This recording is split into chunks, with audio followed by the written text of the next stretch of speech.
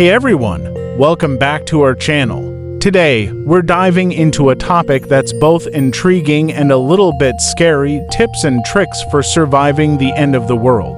Now, let's be clear, we're not promoting any doomsday theories or encouraging any harmful behaviors. We're simply sharing some practical advice that could potentially help you in a crisis situation. First and foremost, remember the basics: water, food, and shelter. Stock up on non-perishable food items, water purification tablets, and a reliable source of light.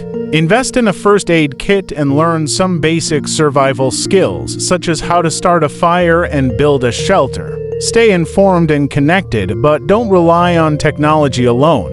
Have a backup plan in case of power outages or communication failures. Remember, the key to survival is being prepared and staying calm. Thank you for tuning in today, and we hope you found this information useful. If you did, please give us a thumbs up, and don't forget to follow and subscribe for more interesting content. Stay safe, everyone.